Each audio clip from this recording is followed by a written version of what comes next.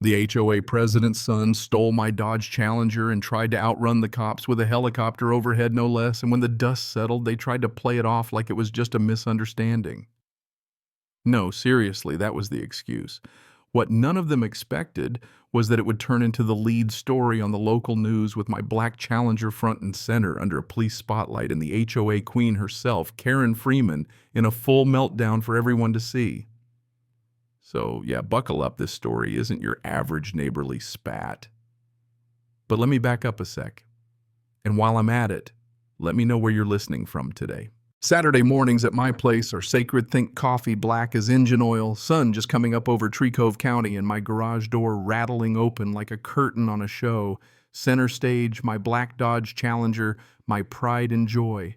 4,000 pounds of Detroit muscle that growls when you turn the key. To me, she's art. To Karen Freeman, president of the HOA and high priestess of beige suburbia, she's an eyesore. That's her actual word.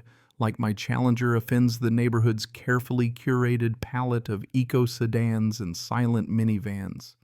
Apparently, metallic flake paint is a sin against humanity if it reflects sunlight the wrong way.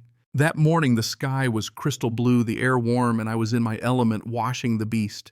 Buckets, microfiber towels, foam cannons, if you know, you know. It was quiet, almost spiritual, until Karen arrived, slicing through the calm with her Samuel. I need to talk to you. I could hear the HOA righteousness in her voice before I even saw the Lululemon in the visor.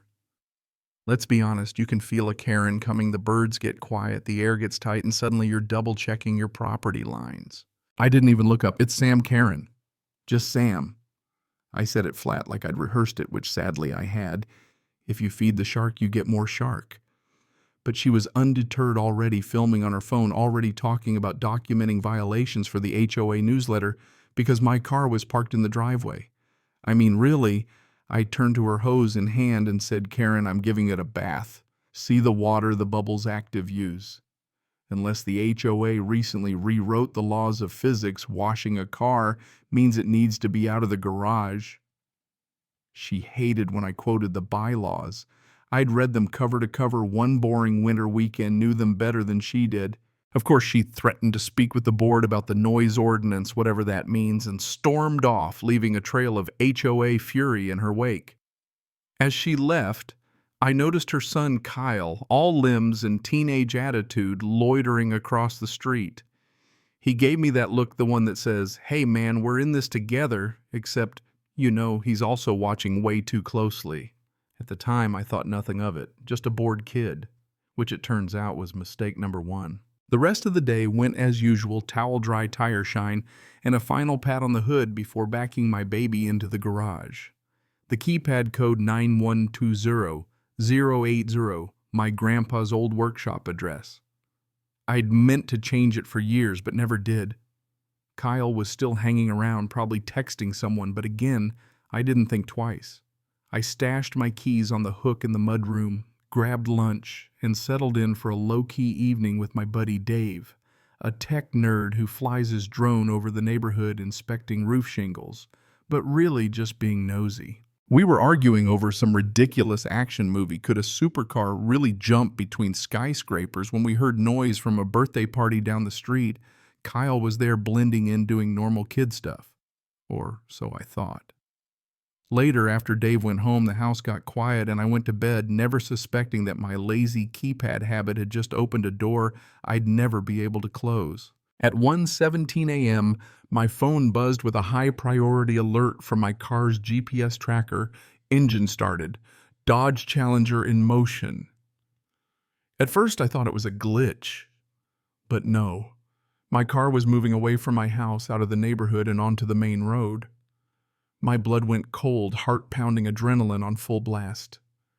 I threw on jeans, called 911, and found myself pacing the living room, relaying my car's location to the dispatcher as I watched the little icon speeding away on my phone. Black Dodge Challenger, you'll hear it before you see it, I told her. Then came the kicker. We've dispatched air support. Air 1 is inbound. That's right, my car had gone from suburban irritation to a full-blown police helicopter chase. I turned on the TV, And there it was. Live footage from the chopper, my Challenger weaving through traffic cops in hot pursuit, news ticker blowing up. Phil from Channel 8 was narrating with the enthusiasm of a man who'd just won the lottery. Suspect is reaching speeds over 100 mph, he shouted as my car rocketed onto an unfinished exit ramp and into a construction zone, fishtailing through dirt and dodging rebar like something out of Grand Theft Auto. Then, like a bad joke, the Channel 8 news van tried to get the shot and managed to block the lead police cruiser, forcing a brake-screeching, curse-filled mess that made the entire chase look like a Three Stooges routine.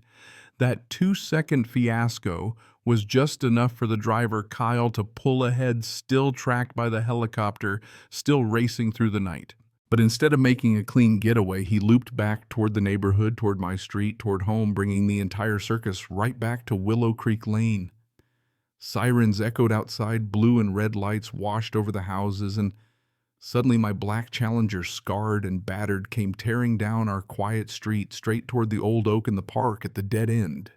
He tried to make the turn, lost control, and slammed the car sideways into the tree, a brutal, metal-crunching end to a night that should have been peaceful. I ran outside, neighbors in pajamas peeking out their doors, cops swarming, and Karen bathrobe slippers, full panic, screaming for her son as they dragged Kyle out of the car, dazed but alive. Yes, I'm pressing charges, I told the officers. New keypad code too. Lesson learned. Karen, of course, blamed me, my death trap car, my unsafe garage, my fault for pressing charges on a child. I just stared at her. The audacity was stunning, but I was done playing nice. I handed my evidence doorbell footage of Kyle using the code a party selfie, showing him inside my house hours earlier, wristband and all, to Sergeant Laura Chin at the sheriff's office the next day. Ironclad, time-stamped, airtight. Proof not power. The days after were peak suburban pettiness anonymous, HOA complaints about my overly green lawn, icy glares at the mailbox, but I had my own game. A blazing yellow car cover on my rental emblazoned with "not an eyesore," a new 12-digit garage code, and a 4K camera pointed at the keypad for good measure. At the next HOA meeting, I stood up, smile on my face, suggestion in hand. Maybe we should all use more secure garage codes. To avoid misunderstandings.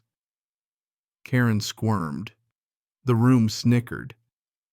I didn't need to name names, the whole neighborhood knew. In court, the evidence demolished Kyle's defense. He pled guilty to Grand Theft Auto felony, evading, and reckless driving. Judge Miller was all business license suspended till 21 full restitution, a 5-figure check from Karen's account, which I photographed for my justice folder, and 200 hours of community service right there at the park he'd crashed into. Every Saturday morning, I'd walk down with my coffee, watch him pull weeds in his orange vest by the scarred oak tree, and snap a picture for posterity. I handed him a bottle of water. One day he muttered an apology, eyes on the ground. "You're sorry you got caught," I told him. "Actions have consequences, kid. Learn from it or don't. That's up to you." When my new Challenger arrived, identical in every way, I took the slowest, most respectful lap past Karen's house. You can imagine waving as her curtains twitched. The scar on the oak tree was still there, a ghost of a lesson, a reminder that proof always outlasts power. My grandpa taught me to stand my ground, to never let a bully win, and that's what I did. I had the facts, I had the proof, and in the end, that's what carried the day.